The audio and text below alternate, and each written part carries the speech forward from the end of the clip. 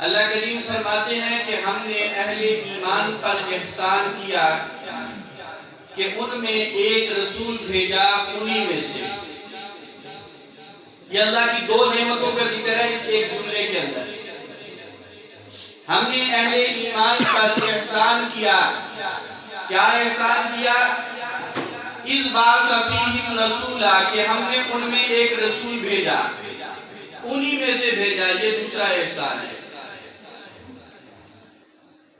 یہاں سوال یہ پیدا ہوتا ہے کہ ہم نے تو علماء سے سنا ہے, بزرگوں سے سنا ہے, اکابرین سے سنا ہے, مفسرین, محدثین, خطباء, ادباء یہ چیز بیان کرتے چلے آ رہے ہیں کہ رسولوں کی تعداد کم و بیش 313 ہے. حضور سے پہلے بھی کچھ رسول آئے ہیں, لیکن یہاں فرمایا اذ بعث فیہم رسولا کہ ہم نے ایک رسول بھیجا. باقی کہاں گئے؟ وہ بھی تو رسول تھے, ان کا ذکر کیوں نہیں کیا گیا؟ تو علماء نے اس سوال کے مختلف جوابات دیے ہیں. فرمایا اذ بعث فیہم رسولا کہ ہم نے ایک رسول بھیجا. کیا مطلب؟ قاسم العلوم والخیرات, منبع فیوض و برکات, صاحب آب حیات حضرت مولانا قاسم نانوتوی رحمۃ اللہ تعالی علیہ کے تخیل اور ان کی فکر اور سوچ کو ملاحظہ فرمائیں. وہ فرماتے ہیں کہ حضور سے پہلے جتنے بھی نبی اور رسول آئے, نبوت اور رسالت ان کو بھی ملی, لیکن ان کو نبوت اور رسالت واسطے سے ملی, کسی کے صدقے سے ملی, کسی کے طفیل سے ملی. ان کی نبوتیں بھی طفیلی, ان کی رسالتیں بھی طفیلی. اذ بعث فیہم رسولا ایک رسول بھیجا ہے کہ جس کی نبوت طفیلی نہیں ہے, بالکل ذات اللہ نے ان کو نبوت عطا فرمائی. سبحان اللہ, بے شک. ذاتی طور پر نبوت اور رسالت صرف ایک کو ملی ہے, باقیوں کو طفیل سے ملی, صدقے سے ملی, واسطے اور وسیلے سے ملی. کیا مطلب؟ کہا گیا لولاک لما خلقت الافلاک, میرے محبوب پیغمبر اگر آپ کو دنیا میں بھیجنا نہ ہوتا, آپ کے کندھوں پہ نبوت کا تاج نہ رکھنا ہوتا, آپ کے سر پہ ختم نبوت کا تاج نہ رکھنا ہوتا, آپ کو رسالت کے منصب سے اعزاز نہ فرمانا ہوتا, ہم کسی کو کوئی وجود عطا نہ کرتے, زمین آسمان کو نہ بناتے, مشرق مغرب کو نہ بناتے, شمال جنوب کو نہ بناتے, شمس و قمر کو نہ بناتے, حجر شجر کو نہ بناتے, کسی مخلوق کو پیدا کرنے کی ضرورت نہیں تھی, آپ کو بنانا تھا. آپ کے پیر بھیجنے کی وجہ سے اللہ نے یہ سارا نظام ہستی چلایا. کیونکہ آپ نے آنا تھا, آدم کو نبوت بھی آپ کے صدقے سے ملی ہے, حضرت نوح کو نبوت بھی آپ کے صدقے سے ملی ہے, حضرت ابراہیم کو نبوت بھی آپ کے صدقے سے ملی ہے, حضرت اسماعیل کو نبوت بھی آپ کے صدقے سے ملی ہے, حضرت یوسف کو نبوت بھی آپ کے صدقے سے ملی ہے, حضرت موسیٰ علیہ السلام کو نبوت بھی آپ کے صدقے سے ملی ہے, حضرت عیسیٰ علیہ السلام کو نبوت بھی آپ کے صدقے سے ملی ہے.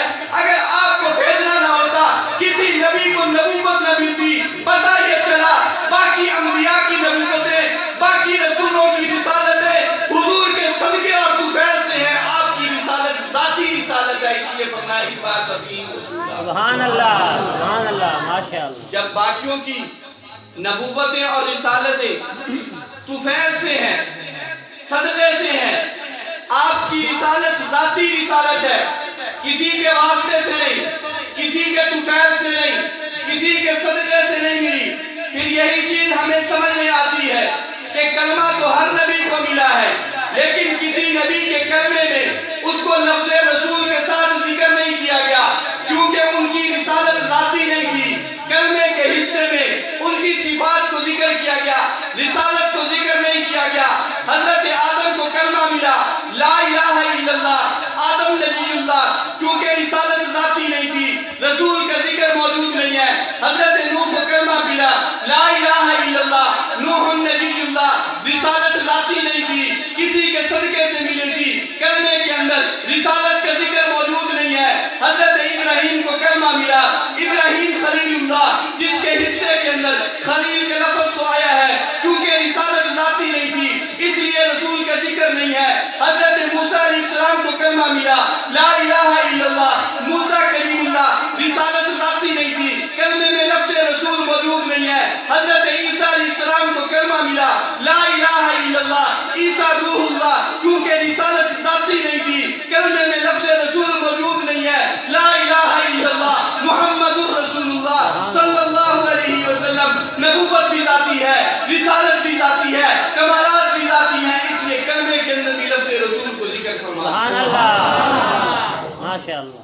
اس بار فیہم رسولہ، ہم نے ایک رسول بھیجا جس کو ذاتی نبوت عطا فرمائی، باقی سب کی طفیل اور صدقے سے ہے۔ دوسری بات فرمایا جتنے رسول بھی آئے ہیں وہ سارے بنو اسحاق میں آئے ہیں، بنو اسماعیل میں آنے والا یہ اکیلا ہے، اس لیے فرمایا اس بار فیہم رسولہ، ہم نے ایک رسول بھیجا۔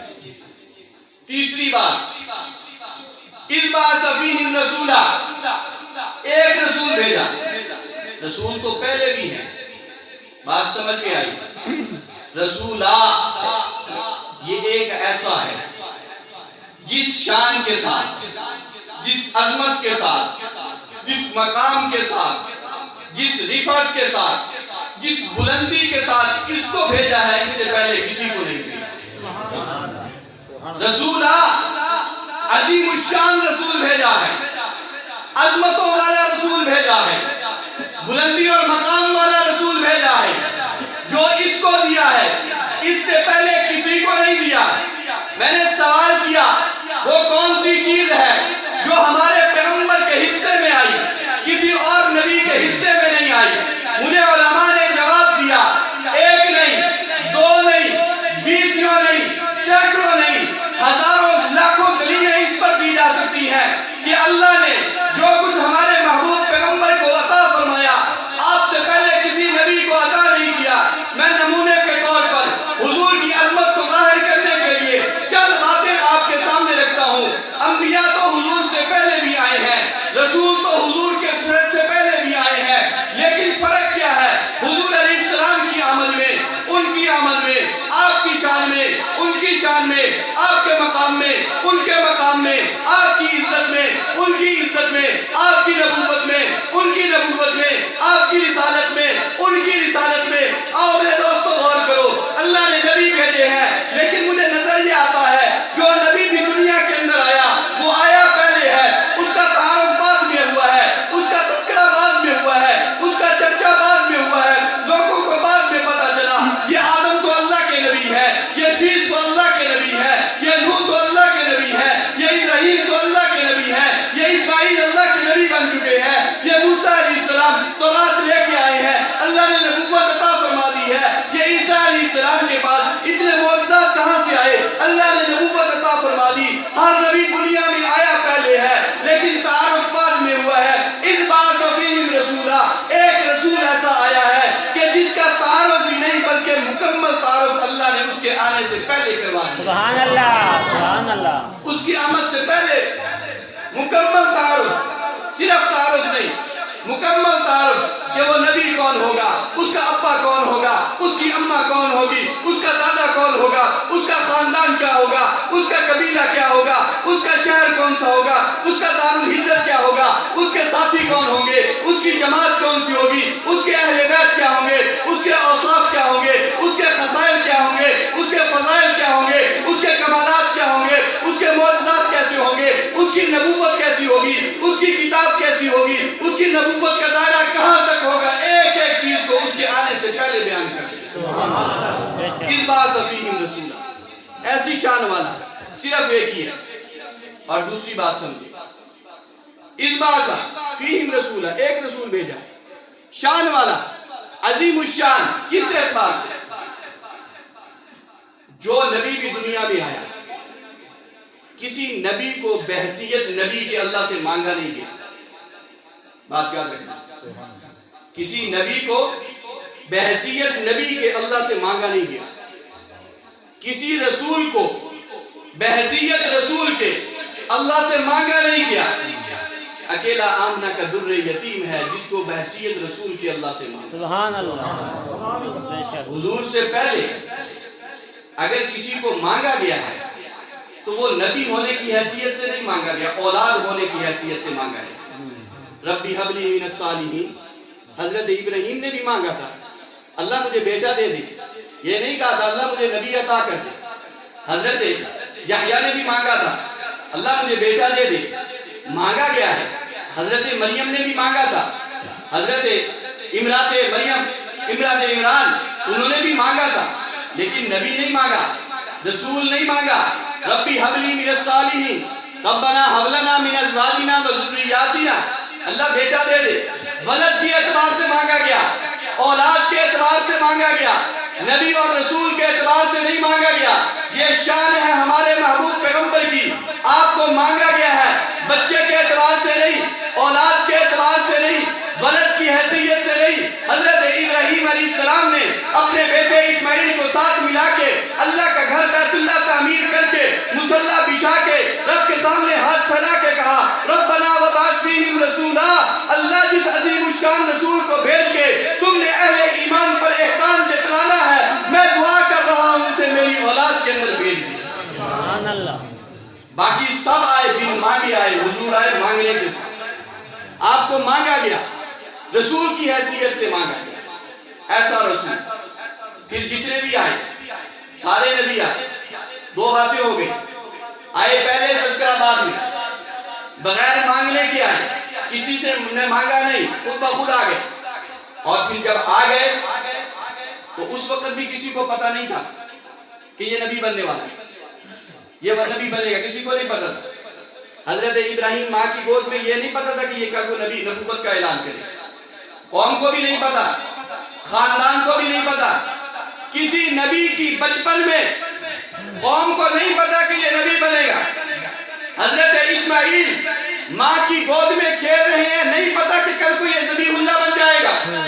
حضرت موسیٰ علیہ السلام فرعون کے دربار میں پل رہے ہیں، نہیں پتا کہ کل کو یہی کلیم اللہ بنے گا۔ حضرت عیسیٰ علیہ السلام نہیں کسی نے اندازہ لگایا کہ کل کو یہی روح اللہ بنے گا۔ اذ بعث فیہم رسولا، میں ایک عظیم الشان رسول بھیج رہا ہوں۔ اللہ ایک کیوں؟ اس لیے کہ فرمایا وہ آئے گا سب سے آخر میں، لیکن اس کے آنے سے پہلے کائنات کے ذرے ذرے کی فطرت میں اس کا تعارف بھر دوں گا، ہر ایک پہچانے گا یہ وہ شخص ہے، یہ وہ ہستی ہے، یہ وہ ذات ہے جو نبوت کا اعلان کرنے والی ہے، آخری نبی بننے والا ہے۔ یہودی بھی انتظار کریں گے، عیسائی بھی انتظار کریں گے، مشرکین بھی انتظار کریں گے، دنیا کی قومیں بھی انتظار کریں گی، صرف انسان ہی نہیں آسمان کے فرشتے بھی انتظار کریں گے، شجر و حجر بھی جس کا انتظار کریں گے۔ اذ بعث فیہم رسولا، ان کو تم نے میں نے بھیج دیا۔ یہ واقعات ہیں تاریخ میں۔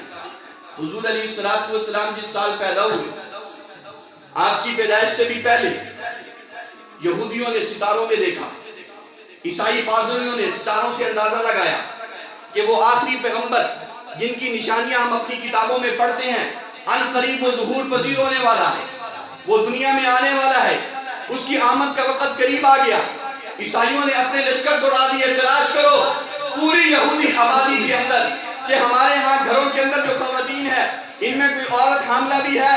تحقیق کی گئی، جستجو کی گئی، تلاش کیا گیا، کوئی عورت حاملہ نہیں ملی۔ اچھا عرب کی طرف دوڑاؤ قافلوں کو، عرب کی طرف قافلے دوڑائے گئے، پتہ چلا قریش خاندان میں مکہ مکرمہ میں عبد المطلب کی بہو آمنہ وہ پیٹ سے ہے، حمل سے ہے، بہت جلد ان کو بچہ ہونے والا ہے۔ یہودیوں نے اسی وقت اندازہ لگا لیا تھا کہ نبی آخر الزمان جس کی بشارتیں ہماری کتابوں کے اندر دی گئی ہیں وہ مکہ میں پیدا ہونے والا ہے۔ یہودی انتظار کر رہی ہے، عیسائی لوگ اپنے علاقوں کو چھوڑ کے مدینہ میں آ کے آباد ہو گئے کہ نبی آخر الزمان نے ہجرت کر کے اسی علاقے میں آنا ہے۔ یہودیوں نے اپنی آبادیوں کو چھوڑا، مدینہ منورہ میں آ کے آباد ہو گئے کہ حضور نے یہیں پر آنا ہے، حضور ابھی آئے نہیں ہیں۔ پہلے سے ساری کی ساری چیزوں کو بتا دیا گیا کہ محبوب پیغمبر آ رہے ہیں، احساس ہو رہا ہے۔ آپ نے نبوت کا اعلان نہیں کیا، بلکہ آپ تو ابھی دنیا میں بھی نہیں آئے، آپ کی کرامات، آپ کے معجزات، آپ کے ارحاسات اسی وقت شروع ہو گئے۔ حضرت आमना फरमाती हैं कि 6 महीने तक तो मुझे पता भी नहीं चला कि मेरे पेट में बच्चा है। अल्लाह मुझे क्या नहीं हुई, मतली नहीं हुई, किसी किस्म का बोझ नहीं हुआ, कोई तकलीफ महसूस नहीं हुई, कोई जिस्म में थकावट, कोई दर्द महसूस नहीं हुई। 6 महीने तक तो मुझे अंदाजा ही नहीं हुआ। और फिर जब अंदाजा हुआ, ख्वाबों के जरिए से मुझे बिशारत दी गई। फिर वो फरमाती हैं कि मेरा हाल ये था कि अगर मैं चलते हुए किसी सख्त पत्थर पे मैं पाँव रख देती थी, वो मोम से नरम हो जाता था। पत्थर को भी एहसास था कि ये आखिरी नबी की माँ जा रही है, इसलिए वो मोम हो जाता था। हजरत आमना कहती हैं कभी मुझे काम के लिए बाहर जाना पड़ता, मैं धूप में बाहर निकलती तो क्या देखती कि आसमान के बादल का टुकड़ा मेरे सर पे साया करता था। बादल को भी एहसास था ये खातून कोई आम खातून नहीं, नबी आखिर ज़मां की माँ जा रही है। हजरत आमना कहती हैं मैं पानी लेने के लिए जमजम के कुएं पे आती थी, पानी को गहराई में जा चुका था। मैं जैसे ही वहां पर पहुंचती पानी ऊपर आ जाता, मेरे कदमों के बोसे लेता। मैं ये कहता हूँ जमजम को भी एहसास था ये कोई आम खातून नहीं, ये नबी आखिर ज़मां की माँ यहाँ पर मौजूद है। हजरत आमिना कहती हैं कि जिस वक्त हुजूर मेरे पेट में थे, मेरे जिस्म से पसीना आता, उसमें से खुशबू निकला करती थी। उस पसीने को भी एहसास था कि मैं जिस बदन से निकल रहा हूँ ये आम खातून नहीं है, ये नबी आखिर ज़मां की माँ बनने वाली है। महबूब पैगंबर दुनिया में तशरीफ लाए, आपकी तशरीफ आवरी पर, आपकी विरादत के मौके पर ऐसे ऐसे कमालात ज़ाहिर हुए। हजरत आमना फरमाती हैं मैंने क्या देखा कि जैसे ही आपकी विरादत हुई मेरे पेट से एक नूर निकला और वो आसमान की बुलंदी तक चला गया, और वो ऐसा नूर था जिससे मुझे मशरिक और मगरिब के किनारे नजर आने लगे। मैंने शाम के महल्लात को मक्का की वादी में बैठ के देख लिया, यह हुजूर की आमद है। इन चीजों को एहसास हो रहा है कि नबी आखिर ज़मां की विलादत का वक्त हो चुका है, आप दुनिया में तशरीफ ला चुके हैं। हुजूर फरमाते हैं मैंने ऐलान नबूवत नहीं किया था, लोगों को अभी मैंने बताया नहीं था मैं अल्लाह के नबी बन के आ गया हूँ, अभी ये बातें नहीं हुई थी। इससे पहले मैं मक्का में चलता था, किसी दरख्त के करीब गुजरता, मुझे यूं महसूस होता था कि ये दरख्त झुक झुक के मुझे सलाम पेश कर रहे हैं। आप फरमाते हैं ऐलान नबूवत से पहले जो पत्थर मुझे सलाम करते थे मैं आज भी उन पत्थरों को पहचानता हूँ। सुभान अल्लाह। इस बात सफीहिम रसूला, ऐसा अजीम शान नबी कि जिनकी आमद से पहले सारी चीजों को बता दिया गया, एहसास डाल दिया गया कि यह वो शख्स है, वो जात है जिसको अल्लाह रसूल बना के अहले ईमान पर एहसान जता रहे हैं। इससे पहले किसी नबी के साथ ऐसा नहीं हुआ। आगे चलिए, बाकी नबी दुनिया के अंदर आए, अल्लाह ने उनका जिक्र भी कुरान में किया, हमारे महबूब पैगंबर का जिक्र भी कुरान में किया। लेकिन आप कुरान उठा के देखें, आपको वाज़ेह फर्क नजर आएगा कि जितने अंबिया का जिक्र कुरान में मौजूद है, अगर कभी उनसे बात करने की नौबत आई है, उनसे खिताब करने की नौबत आई है, उनको मुखातब किया गया है, उनका नाम लेके पुकारा गया, या आदम, या नूह, या मूसा, या ईसा, या इब्राहिम, एक एक का नाम लेके पुकारा गया। लेकिन जब हमारे नबी की बारी आई, फरमाया इस बात सफीहिम रसूला, अजीम शान नबी भेजा है। अल्लाह कैसी अजमतों का इजहार, इसका एक जगह भी नाम लेके या मोहम्मद नहीं कहा, या अहमद नहीं कहा, बल्कि अल्लाह ने सिफात के साथ जिक्र किया। आप चादर लेके बैठे हैं, या अय्युहल मुज़म्मिल कह दिया, आप चादर लेके लेटे हैं, या अय्युहल मुद्दस्सिर कह दिया, आपके दांतों पे नजर है, यासीन कह दिया, आपके चेहरे पे नजर है, ताहा कह दिया, आपकी पिछानी पे नजर है, वज़ुहा कह दिया, आप जुल्फे बिखेर के बैठे हैं, वल्लैली इज़ा सजा कह दिया, आपने हाथ हवा में लहराए हैं, वमा रमैता इज़ रमैता वलाकिन्नल्लाह रमा कह दिया। महबूब पैगंबर ने सीना खोला, कुरान ने अलम नशरह लक सदरक कह दिया।